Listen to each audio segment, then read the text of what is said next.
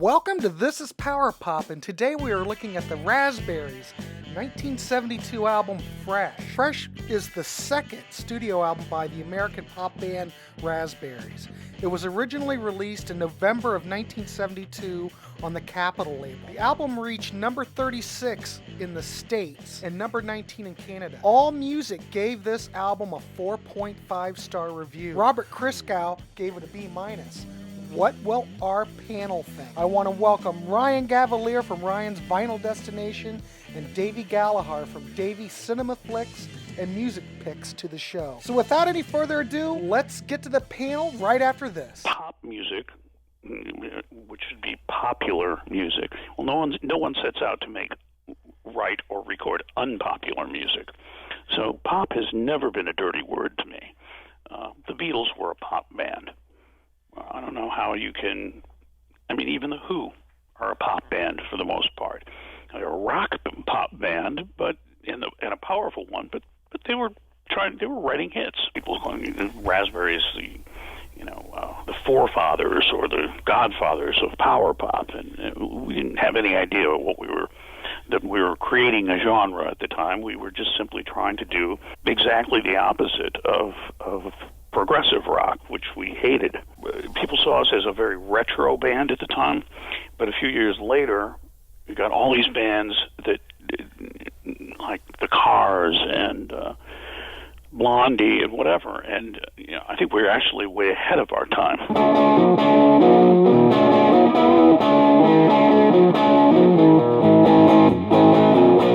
Welcome to This is Power Pop, and tonight we're looking at the second Raspberries album from 1972. This record contained two top 40 singles, I Want to Be With You, that reached number 16 on the Billboard chart, and Let's Pretend, that reached number 35. This also was the highest charting record in their career as an album, and it reached number 36 on the Billboard chart. I want to welcome Davy Gallagher and Ryan Gavalier to the show tonight. How is everybody doing? And are you ready to talk some Raspberries? As always. As always. Fresh as a daisy. Fresh as a daisy. So I just want to say that this record, for the most part, AllMusic gave it a 4.5 star. Robert Christgau gave it a B-. Cream gave it a C back in the day, but I could see Cream probably doing that. They probably prefer fresh cream. Probably. That'd be right up their alley. So let's get started. Last show we started out with Ryan. Let's start out with Davy this time. Davy, you want to start us out on this one? Thank you very much, Grant. Thanks for having us back. Tremendous response to the first episode as well. So thanks to everybody who did watch and will watch hopefully this one. Mm-hmm. Very different experience for me. The Raspberries obviously only have 4 albums. And thanks to Ryan, I did buy the box set. Last month when he said, no, the remasters really are that good. And I said, you crazy boy. And he said, no, they really are that good. And he said, and then we just went back and forth talking in these silly voices for some reason. But yeah, here's Fresh. Mm-hmm. And boy, it is indeed fresh. It sounds absolutely fantastic because honestly, it's going to be a recurring theme of the Raspberries where there ain't too much to really criticize for me. Yeah. They've got 4 albums and there's not really any dips, but we'll go into what it is because maybe a little bit different to the way I was feeling if you'd have asked me to do this exercise from memory before we really went into intense listening modes and doing our album homework and listening over and over and hearing Eric Carmen and Dave in your sleep, Mm-hmm. So, I mean, I Want to Be With You, obviously, is such a cool opener. It is kind of going back to the opener of the last track. It's the same kind of idea to open with a track that's going to do the same kind of thing as Go All the Way. But I think it's still brilliant up-tempo rocker. You definitely get power. You definitely get pop in it. I love the dropouts where it's going tonight. I love those parts so much. Yeah. Eric's voice is very raunchy when he gets to the choruses and he starts doing the hi, all that stuff. And yeah, I mean it's great. I mean when it's starting out with the old, again, we start out with Eric doing that kind of croony voice where he's doing the "If we were older," it's quite a different album overall, but the opener is a bit similar, where it starts with Eric doing the crooner that then turns into the rocker, and overall gives you that kind of power pop effect, which is very much of the era, because this came out 7 months after the debut, something like that. Yeah, the other one, this came out in November, and the other album came out in, I believe, April, I think. Yeah, so we're not giving them much time to really. That was the day, though. Yeah. 2 albums from a year. We cranked these out. Yeah, and 300 appearances on the Midnight Special or whatever in the middle. I mean, it must have just been relentless. I don't know how they did it. So I don't know how they did it either. I mean, Going Nowhere Tonight. I really like that because that is a little bit different from anything we have heard so far. Mm-hmm. Dave, that's a Dave track, isn't it? It's a Dave Yep. Eric writing, but it's Dave that sings vocals on it. And I like that it goes a little bit more country rock, because that does sound very 1972. It sounds very contemporary with the rest of the music scene. It's almost like, I mean, you look at the band and the cover, and you really don't imagine them doing a track like this, I don't think. No. You really don't imagine Going Nowhere Tonight coming from them. It sounds more like Poco or something, and I'm not saying that in a disparaging way, because I love me some Richie Fury. Dave doing a little bit of country rock with the band, they're cool as hell. Some really intense drums, even though the track overall is kind of laid back. It makes you wonder if there's an alternate reality where they were a country rock band who occasionally did some slick power pop. That would be quite an interesting place to visit. But I don't think they'd call themselves the Raspberries if that was the case. Let's Pretend, for me, is the most Eric Carmen on this. It's the most obviously Eric, where it just sounds absolutely gorgeous. I could listen to it on repeat. Yes. Repeat. His voice is angelic, and he's just soaring on those vocals. And when he's doing the "Baby, let's pretend that tonight can live forever." There's something about the word "forever" in these 70s tracks, just like "Forever" with Dennis Wilson and the Beach Boys. That seems to be a notion that just brings out the best in these very deep piano ballads and things. Mm-hmm. His voice is absolutely gorgeous. I mean, it's almost a bit of a misnomer to say that, because Eric Carmen sounding absolutely terrific should be a surprise to nobody. But even by Eric standards, it's a bit like when we praised Carl Wilson on our Beach Boys series. You always expect Carl to be good, but even by Eric's high standards, it sounds absolutely terrific. Lyrically, to go back to the Beach Boys comparison, it's very much his "Wouldn't It Be Nice?" Singing from the point of view of the teenage, it'd be great if we could have a life together, but we're too young and whatnot. But then, unlike Wouldn't It Be Nice, it turns really gritty with that middle 8 section, or the bridges, as you say over there, where it goes, "Take me now, my love can't wait." And he's really gritty and raw on it. Again, bringing some of those more Steve Marriott-like vocals into it, which, who sounds like that? Who can do those wonderful vocals but also sound as gritty as Eric Carmen can in some of these tracks? It's just amazing to me. The guy's an underrated singer overall. Take away the composition, take away the band leading. Eric Carmen, to me, take away the piano playing, Eric Carmen to me is just a terrific frontman anyway. Just an astonishing singer who could sing the phone book and make it sound absolutely gorgeous. Just phenomenal. You said, Gran, it reached number 35, which I'd need to know what was number 1 to 34, because I might have a problem with a few of those. But as I've said to people before, nostalgia is a funny game. People like to do music was better back in the day. And then it's fun to pull up the charts from 50 years earlier and see that David Cassidy was number 1 that week. And one of the Osmonds was number 2, and kind of say, "Oh, really, music was so much better, was it?"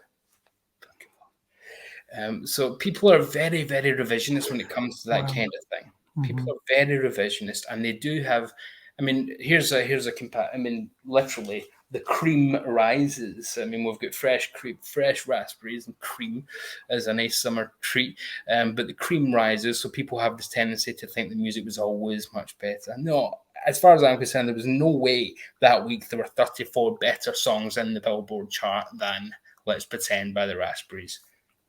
I'm just not having it. Yeah, I don't. Yeah, I see that. No. I can't imagine what would be better than that. But it made me angry, Grant. I was sitting furious for about 10 seconds. And then Everywhere I Can, another Smalley track. So I like that once again.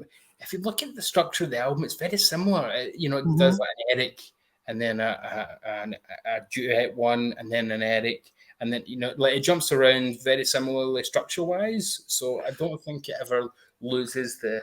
I don't like to say formula because they've only had one album, so it's you don't really know what the formula is until you've had a few. We only get one Wally Bryson song on this record. Yeah, we do, which is a shame. And the album's even shorter than the recent Beach Boys one we covered. I think this one's on barely half an hour. Yeah. I think really barely half an hour.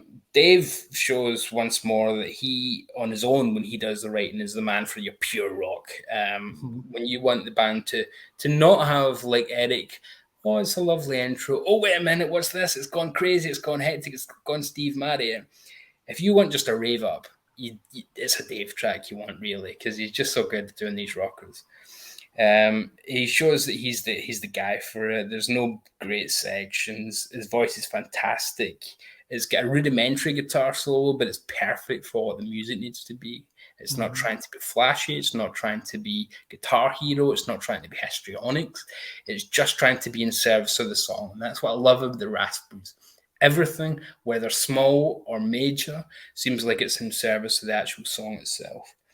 And the bass is fantastic on Everywhere I Can as well. It's one of my favorite parts of the track, actually.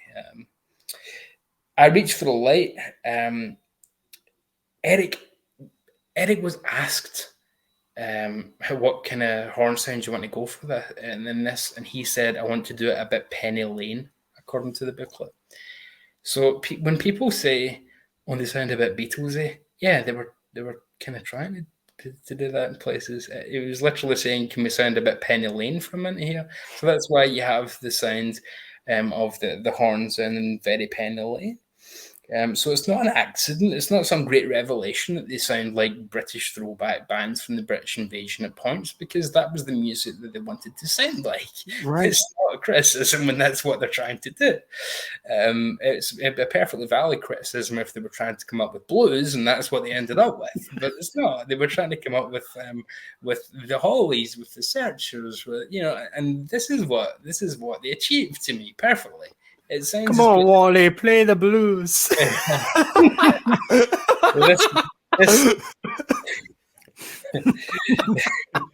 Play some blues. I sent Ryan a cover of Eric Carmen's "All by Myself" by Frank Sinatra to wind him up a few weeks ago, and it might be the worst thing ever.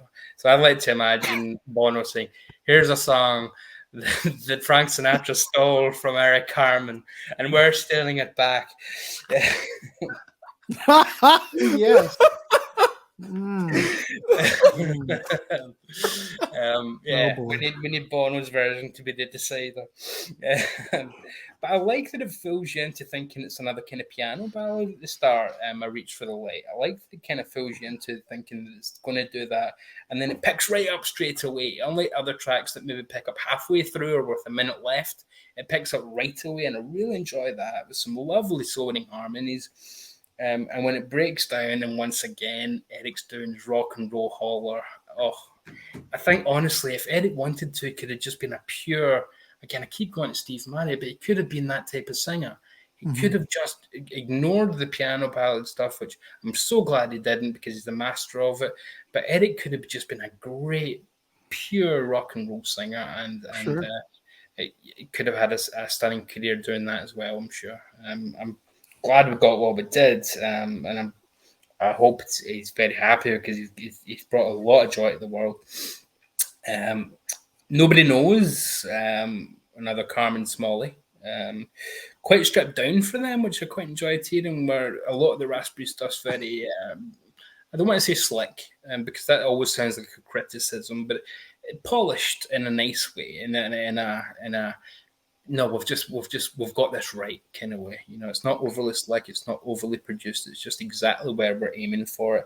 But this is quite stripped down for them, mostly quite acoustic driven, and the kind of chorus that really just pops into your head with the bouncing harmonies, with the nobody knows what it does, like the dueling harmonies kind of thing, where it's overlapping vocals. That always kind of gets me anyway, rather than just harmonies. Overlapping harmonies always kind of get me in dueling vocals. It seems so easy. Again, we get another Carmen Smalley. The guitar part, I mentioned the Searchers already. It sounds, the guitar here sounds like When You Walk in the Room by the Searchers. It sounds very much like the guitar sound on that track. And that's definitely not a criticism, because that's one of my favourite tracks of the early British Invasion, Walk in the Room by the Searchers. Apparently, this is Dave had most of the track, but needed a middle eight, a bridge, and it just wouldn't have worked without one, he reckoned. And Eric was the one that came up with the if I could stop, tell my heart, that bit in the middle, with a much more jagged guitar sound towards the middle, and then it was done. And Dave said it was kind of the last time they really worked together as close friends, like really, really, as a team, rather than just bandmates. And then we know what happens for the fourth album. It's just a great little pop track. It's not trying to be anything more than that. You mentioned we only get one Wally track here. Wally's on the lead on Might As Well. Obviously, it sounds very McCartney-esque. There's no disguising that, because Wally's voice sounds very Paul McCartney. There's just no way around that. You can't really avoid sounding like Paul McCartney when you sound like Paul McCartney. So, there's also a tendency to forget, just like I said, that the revisionist history, people forget there was a gap in the market for McCartney-like pop songs because people ignored Paul McCartney in the early 70s, despite the fact that Ram's a masterpiece. The first couple of Wings albums aren't great, but Ram's a masterpiece. No, they're all right. Yeah.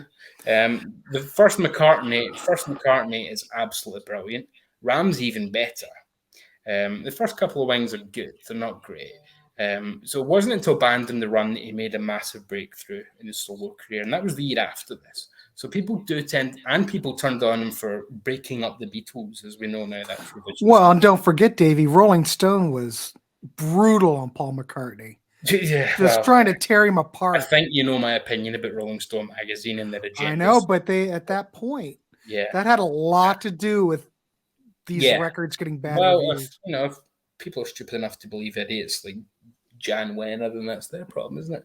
Right. But so there was a gap in the market for somebody McCartney-esque who was likable and whatnot, and he happens to be Wally Bryson in the Raspberries at this point. Again, doesn't go anywhere because we know the Raspberries never took off to the extent that they really should have.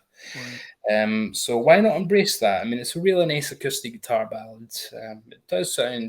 It does sound like it could have come off Wildlife or something, but I don't care. I enjoy it. I think it's a really plaintive little song that's nice on here, and a really nice change of scenery.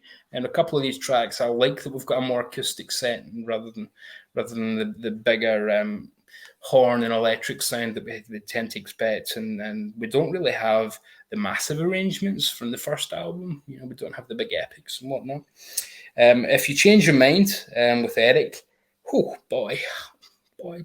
Mm-hmm. How easily does Eric convince you that his heart is actually breaking? If he was an actor, he would be the best method actor. Like, he just always convinces me that whatever he's singing about, he 100% means. It never sounds phoned in. It never sounds like, oh, these are just lyrics, I'll just spit them out.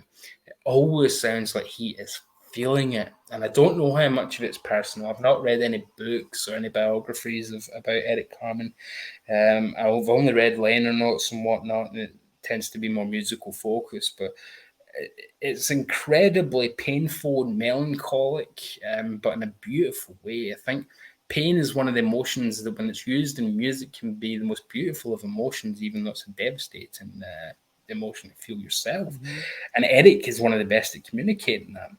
It feels almost like an embryonic all by myself in some ways, in terms of that being able to project this desolate loneliness and make it explode from, which I really, and then that insane build to the middle eight is just, this one doesn't just turn on a dime, I believe is the term you have over there. It doesn't just stop on a penny. It builds and builds into the middle eight, which I really like. That's quite different for the Raspberries too. Often they tend to just ramp up straight away, but this one builds and builds, and I think that's gorgeous too.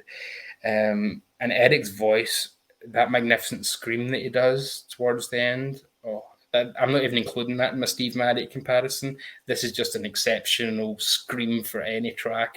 I would dub this onto any track ever. I don't care. Forgot About Dre by Dr. Dre. Dub on Eric Carmen screaming to that track. It's a better track. I don't care what track. It's brilliant. Might be one of my favorite Raspberries tracks, to be honest. So yeah, if you change your mind. Driving Around's a strange one for me. Because on the last album we did end with such a massive 8-minute long, almost progressive, not prog, but progressive piece that had all sorts of classical sections and it tied into each other. It's very intricate. And here we end with almost a kind of Beach Boys homage. That's exactly what it is. Which is just so fun. It completely subverts what you'd expect from the last album. And yeah, you don't have the emotional depth to close that you did in the last one, but that's fine. They're doing something a little bit different. Dave said that he and Eric would just scoot around in their Corvette and act too cool for school. And I kind of like that as an image. And what better, if you're going to imagine yourself doing that and write it down, what better band to try and use as the image in your head than Beach Boys? Driving around trying to act cool. Yeah. And in the 70s, who else would you be doing a tribute to if you're doing that kind of track? I mean, I can remember such a different closer, but I'm glad they just didn't try it again. Like, I don't think this album quite gets the credit for taking them in a different direction. Whether or not you think it's a better direction is totally subjective. It sounds more like a Dave try, but Eric sounds terrific on it as well. Like they embrace the idea of, like we said in our previous Beach Boys episode, that the Beach Boys are about harmonies and about, dueling vocals and whatnot. And Eric and Dave play off each other in such a wonderful way. I think it's a terrific closer in a completely different way from I Can Remember. A completely different way. You don't get to more different album closers within 7 months of each other. Eric had a quote about the album that I saw on online where he said, "Rock critics seem to get what we were about. 16-year-old girls seem to get it, but their 18-year-old brothers didn't, and they were listening to Jethro Tull." And that kind of sums it up to me. There's this bizarre moment in time where rock critics got it, schoolgirls got it, but the guys didn't seem to get it. The tracks were a little bit too raw and emotional, I think, for a lot of people in 1972, or a lot of record buyers who were young men a lot on the LP side in 1972. So, yeah, is it as good as the debuts? Is something I've been going over in my mind all week. I don't think it is. But that sounds as if it's a criticism. I think the debut is a masterpiece. And I've listened to that since we did that episode for pleasure 12 times maybe, just to stick it on and have an absolutely brilliant time. I don't think this is quite up to the heights, but I'm easily 4.5 on this. It's maybe lacking one or two of the emotional peaks that really got me on the last album. That's my only, it's not even a criticism because the emotional peaks here are absolutely wonderful. It's just that the ones on the first album hit me so hard that I have to set a bar somewhere, and the bar was set by the debut. And I didn't think, again, like I said at the start, this would be my opinion going into this series, because I always had it in mind that Fresh and Third were the two best Raspberries albums. And I surprised myself by saying the debut is now the bar to beat. So, yeah. Excellent review. Holy shit. Hitting it out of the park tonight, Davy. Ryan Gavalier, what can you add to this discussion? What's your thoughts on this record? Fresh. So I mean, this is the Raspberries we're talking about. So along with Davey, I'm not really gonna have much negative to say, but typically this one and Starting Over tend to be my least favorite Raspberries album. I want to wait to deep dive Starting Over to decide which one is my least. Mm-hmm. But I think that the debut and side 3 are better albums than this one. Not to say this is a bad album by any means. I think this is a great album. I think you have some of the band's greatest moments on here. It might even be like a preference type thing for me, because I think this is a wonderful album. Like, I think you hear the band sounding extremely tight. All the harmonies are top notch. The hooks are here. The production's better than the debut.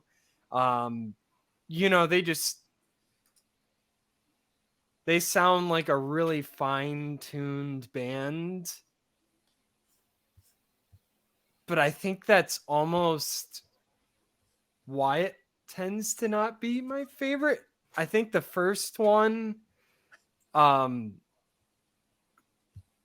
think there's a rawness on it that I don't completely feel, and almost like an adventureness or like an adventure to it, a kind of angst to it, which I don't feel like is here as much. Like, even on the emotional tracks, they just feel so perfect to me. It's like that I don't feel as vulnerable listening to them personally, just because they're so perfect. It just feels like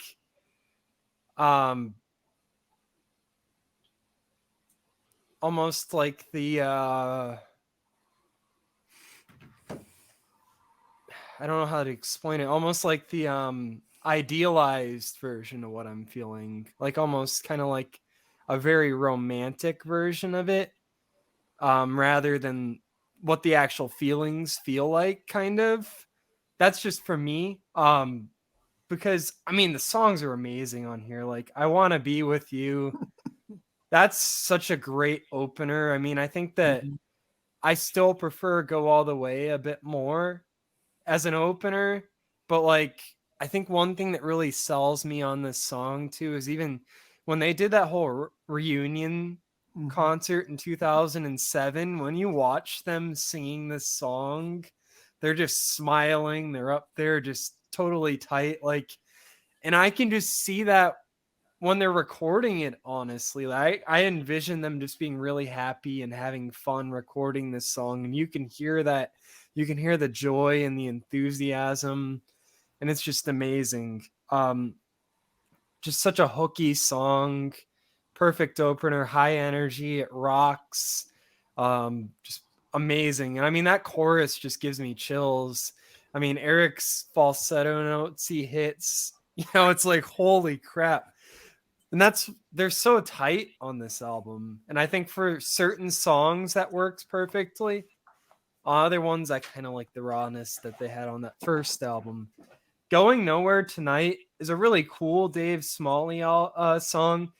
And we get a lot more Dave Smalley on this album than on the first one. Because I think on the first album, he only had 2 credits. Whereas in this one, he's honestly on majority of the album. Where he kind of like switched places with Wally Bryson, because Wally was kind of Eric's partner. And I think that the two of them really got those vulnerable songs perfectly. Like, I Saw the Light, like, that's magic there. I mean, I think it's perfection, but like, the production's not quite as good as it is here, but the emotion, wow. But like, Going Nowhere Tonight, I want to not talk about the debut too much. I'm thinking in my head now, like, Ryan's right. It's so much better. Like, the debut, is just the bar for me, really, because Yeah. it's like one of my favorite albums of all time. This is just a really great second album that I think doesn't reach it, but like Going Nowhere Tonight is a good rocker. I like the riff. I love Dave Smalley's voice. I mean, you know, you really hear where this band influenced Kiss on songs like this.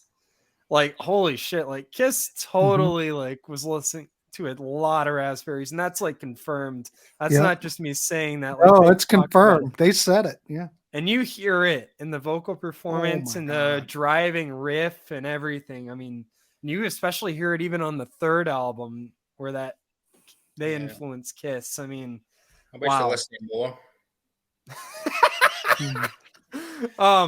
They like this band too. Don't forget that.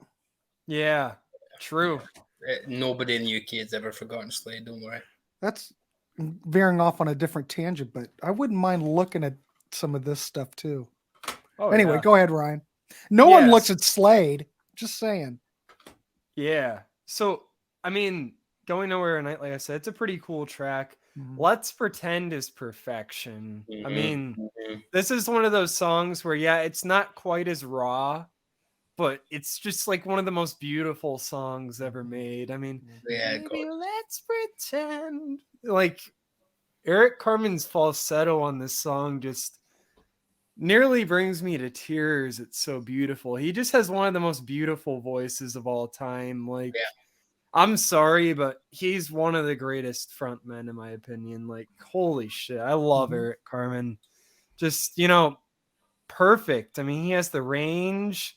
He has that emotion in the songs. I mean, if Eric Carmen's singing, you're gonna feel shit. That's just the way it is. Like, like whether he's singing a rock song or he's singing a ballad, but especially on the ballads, you're gonna feel things. And it's, you know, he wrote this song by himself too. I think all the songs that he wrote on his own are absolute bangers on this album. But I love this song. The chorus is gorgeous. The verse, I mean, he's falsetto all over this one, but you have great harmonies like in the pre-chorus, and it's just like, wow, this is literally pop perfection. Like, it really doesn't get much better than this. Maybe the best song on the album for me, I would say. That one, I Want to Be With You, or one I'm going to talk about. But Every Way I Can is another good rocker by Dave Smalley. Great riff here. Once again, has a very Kiss kind of sound. You know, they definitely loved their Dave Smalley. But it's cool that we're getting these rockers. I mean, at least that's giving us, I mean, I think that's one thing that's cool, that we get that diversity of tracks again. Would it nice to be have a little more Wally Bryson, because I think he brought an extra flavor too. We're having like those three songwriters gave like three different kind of feels. Here we kind of get more like two different feels, but still awesome. I Reach for the Light, another Carmen solo track. I like this song, but I don't think it stands up to some of the other Carmen solo writing credits that we've gotten so far. Like, I don't know. I don't think it's an I Can't Remember. I don't think it's the two other solo tracks I've just talked about, or one I'm going to talk about near. I think this is probably the weakest Carmen solo track so far. It has still great.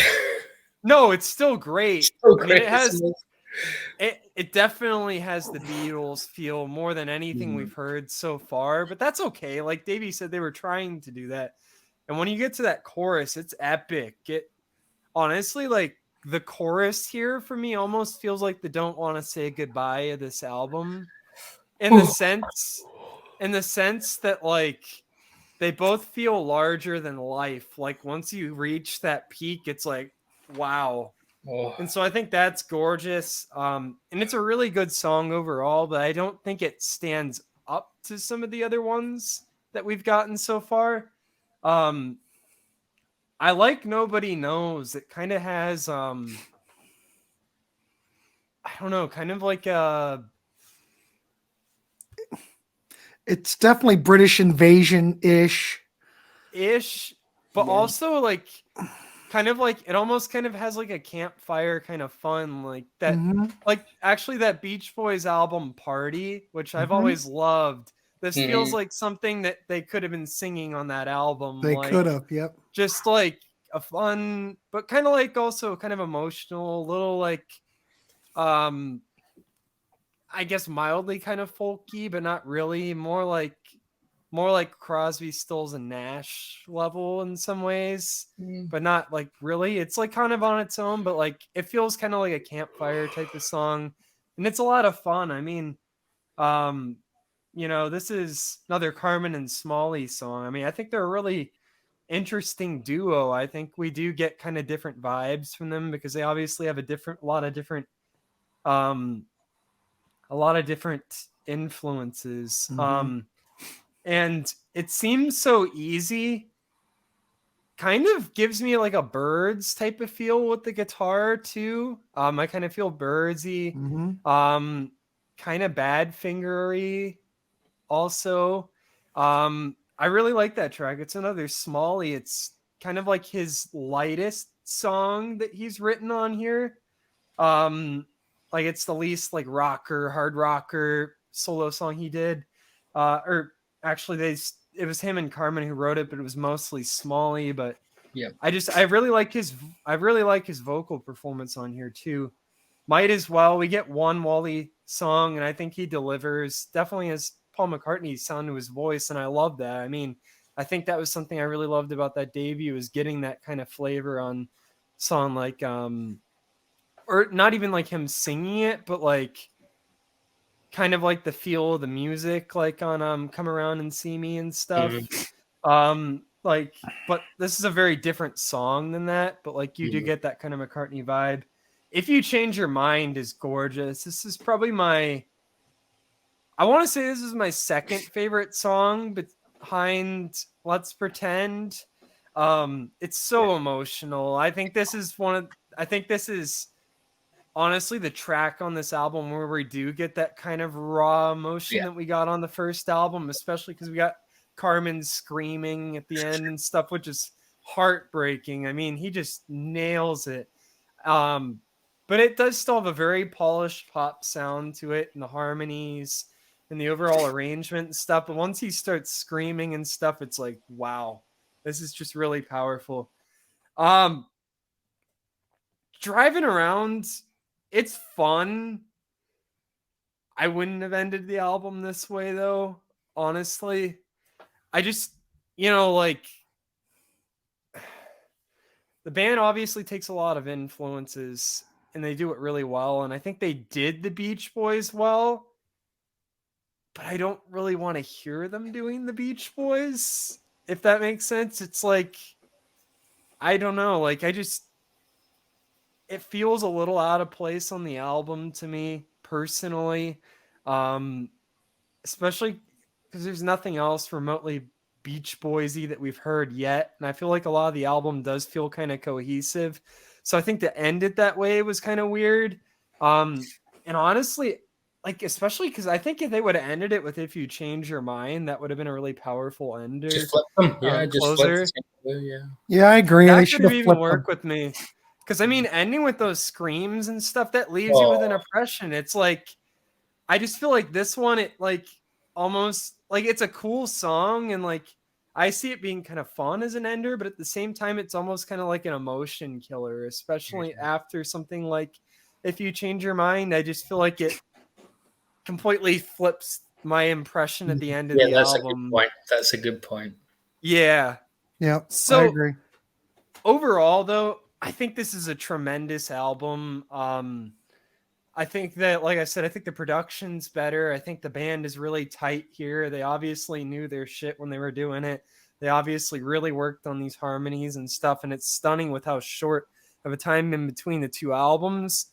But for me and my preference, I would rather listen to the debut just because the debut hits me more in the heart directly. Whereas this one almost feels like more of like them doing like a throwback album, almost like an homage to a lot of bands. I feel like it doesn't quite have the same individuality that the debut has, where they really did feel like this band who was doing these kind of interesting things. They had influences, but they're also doing like an 8-minute progressive classical song at the end. Like, I just don't get that same kind of feel here. This just feels like them doing a very polished pop album by the numbers, and still really good, but just not the same kind of adventure and curiosity that we got before. So I'm gonna give it I'm gonna say 4.25 out of 5. It's a really, really good album, but I can't give it a 5 with giving the debut a 5, because I would put the debut on any day instead of it. This would probably be the second to last one I would go and grab, because I definitely grabbed the third one before this one too. But if you were like I was forced to on a recent episode, if you were to put it either up or down and pretend we can't do 0.25s, would it be a 4.5 or a 4? 4. I really like it, and I think it's tremendous. I mean, I think an 8 out of 10 is still a really positive review. I mean, the worst album you ever did was an 8 out of 10. Ooh. Yeah, and I mean, like I said, I want to give Starting Over more of a deep dive before I decide if this one or that one's my least favorite, but it's definitely one of them, and for either to be my least favorite by a band means damn good catalog. And I mean, the Raspberries were a league of their own and having an amazing short and sweet catalog. It just, for me, especially after just like, even before like I fell so deep in love with the debut, I liked it more than I liked this one. This one, honestly, after getting the CDs, grew in my opinion even more, because honestly, listening to it on vinyl, the production did not sound quite as good. I think these remasters did an excellent job in bringing out the sonics quite a bit. And giving it a lot more life. And I'm going to review it as that. So I have no issues sonically, because what I own sounds amazing. 4 out of 5. Wow. And people, because you do read it, because there isn't much about the Raspberries online. You do read it and you do hear that people say they're a great compilation band. All of their recorded output fits on, I mean, it's on 4 CDs to do the albums, but it fits on 2 discs because they're all half an hour each. It's not even 2 hours. It fits on 2 discs if you wanted to compile it that way yourself. So to me, why the hell would you bother with a compilation when you can listen to everything they ever did, all 4 albums, and it's still just a double disc set? Yep. Definitely. Yeah, there you go. Holy crap. Well, Ryan, again, you once again, you hit it out of the park. Now, when you were reviewing it, I was surprised that you rated it so high, though. I thought maybe you were going to give it like a 3-star rating or something. No, nothing wrong with 3, but you still think it's a 4-star record. Oh, yeah, it's tremendous. I mean, any little nitpicks I have aren't even really like negatives. It's just I like the debut more. So I think it would be unfair for me to give it like a 3, because I think on its own merit, it's still such an amazing album. It's just they made an even better debut. Yeah, no, like you 100% nail that. I mean, Don't Want to Say Goodbye alone, to me, there's more emotion than anything on Fresh, and that sounds like criticism. But that's only because Don't Want to Say Goodbye is one of my favorite songs. It's not because I Saw the Light. Yeah, I know you I Saw the Light's magic to me. That's so we're only comparing. It's what we call when Ryan and I are talking about the Pet Sounds effect, where you have to remember that Pet Sounds exists if you're ranking Beach Boys albums, so you can't dish out 10 out of 10s when you know there's a Pet Sounds on the horizon, that kind of thing. So and to me, that's basically what the debut is. The debut is for the Raspberries. It's so good. Yeah, the debut is the Raspberries Pet Sounds for me. And for you, question though, maybe someone knows this. Why do we only get one Wally Bryson track on this record? Did they detail any details on that? Do we know? I don't know, and that's honestly like one of my biggest things with it. too. I think that Wally brought out so much greatness, and I think that Carmen did too. And then I think David Smalley's really good songwriter too, but I think Wally brought a lot of that emotion. I mean, a lot of my favorite songs on there were Wally Bryson and Eric Carmen comp, and we don't have one song that was the two of them. I don't know if it's because I don't know if it's I really couldn't tell you. Maybe I don't know. Too many Beatles comparisons. I think it's because No. Dave says that his friendship with Eric was about to break up in the middle of this album towards the end of making it. I wonder if the friendship with Wally was also different, a few months on. Because living in each other's pockets, going on tour and things. And we know that by album 3, they were all and separate. And they were very much, wait a minute, are we Eric Carmen's backing band here? I mean, what's going on? Well, if you look at Fresh, there's a lot of Eric Carmen on it. And I could see where they might get a bit jaded about the whole experience. But I don't want to put my name to that because that's pure speculation. I only know the Dave story for sure because it was from Dave. So I don't want to say that's the case with Wally as well. But we do know that is what they both thought later in the next album, which is only another few months down the line, that they were essentially just Eric's band. So that's why we get a different lineup for the fourth album. But, all right, boys. I think that great review. Holy mackerel. Well, this is my favorite album. Maybe because there's a lot of Eric Carmen on here, and I think all the Eric Carmen work on this record is absolutely stunning. Let's Pretend is the best Eric Carmen track he's ever done as far as I'm concerned. I think that is a perfect pop masterpiece. It's up there with, I dare I say, the best of Brian Wilson, the best like with the Beatles. It is that great. I think it's a perfect track. I Want to Be With You, top-notch opener. I Reach for the Light. Jiminy Christmas. I can't get enough of freaking Eric Carmen on this record.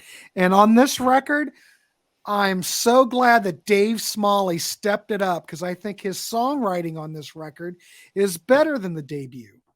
Me personally, I mean, you get a lot of Dave Smalley on this record. He's writing, like you said, he's doing a lot of writing with Eric. And we've got, two Dave vocals, and he's hitting it out. Wait a minute, 3 Dave vocals on this. Mm-hmm. He's hitting it out of the park. And he's not doing just the people kind of criticize just doing the basic rock and roll-y stuff on the last one. Not here. He's all over the shop. He's doing absolutely everything. It's wonderful. I miss Wally Bryson, but I just have to say that Eric Carmen and Dave Smalley in this record just absolutely carry it. And I can't fault, you could look at the Raspberries being an Eric Carmen project or it's his band. He's just so far ahead of everybody. How can he not look like that? Yeah. He's on such another level. Cream rises to the top. And the band, I know they all started out, everything's equal, blah, blah, blah. I get it. But when your material is as strong as Eric Carmen's material is on the debut, on this record, on Starting Over, any of the catalog, what can I say? It's just that strong. And it's just sad that this record really didn't do well. It got to 35, but it was just out of time with everything. Like I said, like you guys said, the 18-year-olds and all the guys wanted, Jethro Tull. They wanted something heavier, Black Sabbath. These guys are not doing that stuff. These guys love the British Invasion. They love the Kinks. They love the Beatles, the Who. Holy crap, that's what they like. But I think this record, I think both of you gentlemen totally nailed it on your descriptions and your analysis.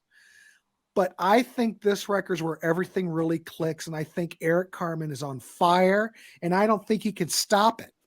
There is no sophomore slump on this record. I can guarantee you that. And just the Eric Carmen stuff alone is just so freaking brilliant that it is my favorite.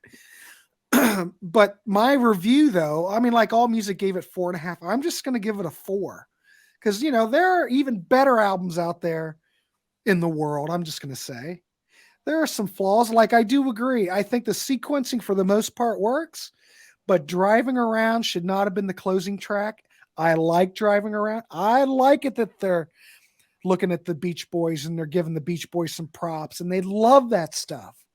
The harmonies on this record, you can't tell me that the harmonies weren't influenced by the Beach Boys on this record. The harmonies knock it out of the park on this record. A lot of Holy Hollies. shit. A lot of Hollies in the harmony. Hollies, but it's a combination. The thing about the Raspberries is that they're just a combination of all these different things that they loved. Yeah. And certain things rise to the surface. Let's pretend that's definitely Eric Carmen loving Paul McCartney, a Paul McCartney ballad. There's no doubt there. But I think this is Eric Carmen's strongest work. Oh, I think McCartney would be proud to have written. Oh, who wouldn't? Like, any of these Eric Carmen I think songs. it's better than a lot of McCartney ballads from that year, to be honest. But he kind of fills in that totally void, But any of these Eric Carmen songs, the guy's brilliant. And, on side 3, just to look ahead a bit, like you said, we've got no collaborations on here. Yeah. But you've got, if you look at the lineup, I think there is something to say about it because I think the band was going, well, shit, Eric, it looks like we're your backing band. Yeah. And if you look at the track lineup on the following record, it's much more democratic and, well, everybody's either pissed off and they don't want to write with each other or who knows. There's a quote about the band's third album, Stage Fright, where you can, I think it was from Grail Marcus, where he says you can hear the friendship coming out of the music. Mm-hmm. And I think that you can kind of hear as we go along. But the talent's so high. I mean, it sounds like saying it's so high. It sounds like saying, "Oh, they're not as good as Eric Carmen." It's us criticizing, which it would be. Well, I don't mean it that way, but he is just so. But that's what I'm saying. I'm making an excuse for you. It's not criticism because you're not as good as Eric Carmen is not criticism. I'm sorry. That is the bar of bars when it comes to American music of this era. To not be as musical as Eric Carmen. I mean, he was a child prodigy. He was a child prodigy. The other guys were just in rock and roll bands. It's like, I'm sorry, you're not as good a tennis player as Roger Federer. I mean, I'm sorry. There's just once in a generation talent that's always going to just be above their peers in their group. And I'm sorry if you're in a band with Eddie Carmen, he's probably going to just be that a little bit better than you, no matter who else is in the room. Picture if he was in the Beatles. Well, he would have fit in perfectly. Yeah, accent would have been weird. Mm-hmm. Yeah. And that's a pretty high praise for me to say that he would have fit right in. He could. I think his songwriting is. I don't know if he could. I don't think Eric Carmen probably had the output like John Lennon and Paul McCartney did, though. They're yet on another level, But Eric Carmen. Here's the difference, though. Paul McCartney, and I love Paul McCartney. Of course. Adore Paul McCartney. Mm-hmm. But Paul can write these songs like, say, Long on Winding Road, and that crosses into Treacly for me, Saccharine. Eric would find a way to do that exact same track and do it without that and just make it pure emotion. Whereas Let It Be is more of an Eric track to me, where that sounds like pure emotion without going and crossing the line into a bit too sugary sweet. But the other thing is, if we start looking at Eric's solo catalog, that's a whole other topic. Yeah, well, we're reviewing the Raspberries at the moment, and those Eric albums. But him in a band situation is what I'm trying to say. Yeah, works perfectly within the band situation, the songwriting, the collaborating. I think, but even though he rises to the top, I don't know. I mean, the other band keeps him more down to that rockin' level too, where his solo stuff, it's a lot more saccharine than, except the first album. First album's damn near perfect. But honestly, I think Eric's got as much rock cred as anybody in the band, and he always infuses his own tracks with them. Just think of what I Can Remember and stuff, and go all the way where they do hit in, and Eric sings in that insanely intense voice. I think that's part of him just as much as anything else. And yeah, later he would streamline the sound to be more commercial for the era, but that's where the major money was at the time for that kind of music. I mean, not to compare the talents even remotely, but think of how many records guys like Barry Manilow were selling in that period. Think how many records, what's his name, or even like, you know, Carol Bayersee and Jackson Browne, all these types who could take that very plain emotion and not really turn anything rocky. And you can see why Eric would say, doing a 60s throwback in the middle of this wouldn't make much sense on my solo debut. Yeah. Well, he's also probably trying to break away from it too, you know. Which I'm sure the record company were off. And when you read I think we all bought the threefer of I got the threefer, yeah. That I recommended, too. Which I recommended to you both from Amazon UK, went really cheap. The liner notes for that make it quite clear Eric was out to have success. It wasn't a case of I agree. I'm happy to be the hungry artist. Eric was happy to chase the commercial sound if it, you know. And there's absolutely nothing wrong with that for a guy that's been in a band that never made it. Like they had success, but they were never major. He was never a millionaire out the Raspberries. There's nothing wrong with saying, "Here's my chance to really go for it." I can't blame him going for it, you know. So, and he did it well. He did it well, in my opinion. I mean, musically, he was still leagues above. I mean, if you're going commercial and still having a 3-minute classical piano solo in the middle of your song, in the middle of your biggest hit, yeah. Like, well, I'll tell you, once we get through the Raspberries, we're going to look at that Eric Carmen catalog. I'm excited, honestly. Yeah, me too. I think it deserves more talk. I agree. And, you know, I know the first solo album really well, but the other ones, you know, I've gotten so much shit that I haven't even dove into those yet. So, well, Brian Wilson's on the second one. Yes, Brian's on it, and a lot of amazing session players are on them as well. So it's quite exciting. So where are we? All right, we're 57 minutes. All right, boys. I think we can wrap this up. I love this is my favorite, but I love all the Raspberries records. I just think that this is where everything clicks, you know. But nothing above a 4, though. Nothing above a 4. I'd probably do a 4.5. Oh, good. If I keep going, could you do a 5? I could do a 5. Thank you.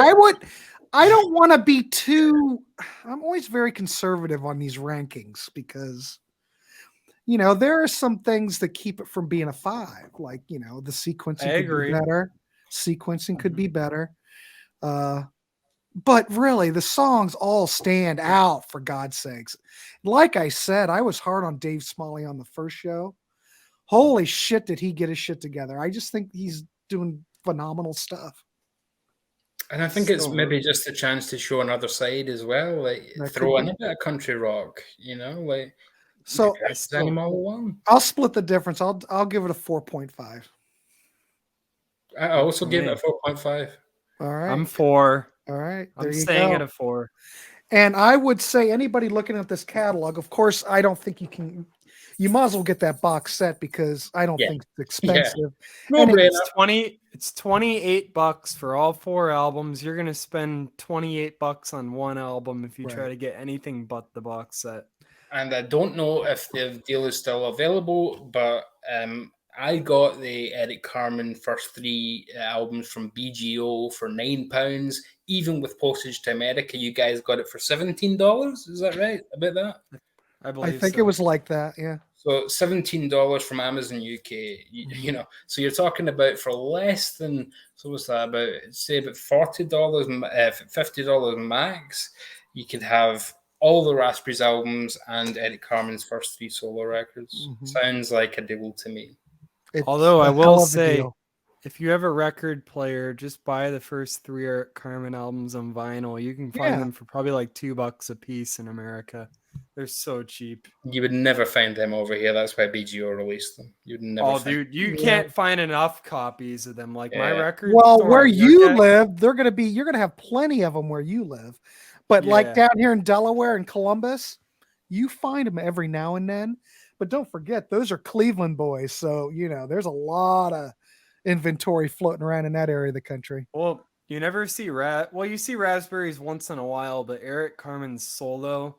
Oh, those We are prob- cheap. We probably have 3 or 4 copies of each of the first 3 Eric Carmen solo albums right Yeah. now at the record store I work at. So they're easy to find, but Yeah, the they're CDs out there. sound amazing. So Yeah. The BGO BGO, ones sound great. BGO 3 for, not even a 2 for, a 3 for folks. So anyway, Yeah. I'm gonna put the link to the box set and the Eric Carmen links down below too. Not only that, but Davy's link and Ryan's link are in the bottom. Make sure you check out their channel, subscribe, like, and make sure you subscribe and like to mine for God's sakes. But other than that, this has been another episode of This is Power Pop, and today we looked at the Raspberries' second album, Fresh. I want to thank Ryan Gavalier and David Gallagher for joining me, and holy shit, what another great discussion. So next Definitely. month, I'll send out some dates, and we're going to be looking at the Raspberries' third album, Side Yep. 3. So we'll see how that goes. That one's a little bit more rocking than previous records. So Yes, we'll be taking some ecstasy on that one. we will. All right, gentlemen, I want to wish you, of course. All right, And gentlemen, good try. night, and thanks for nice seeing you guys again. Thanks, Good Grant. seeing you. You got it.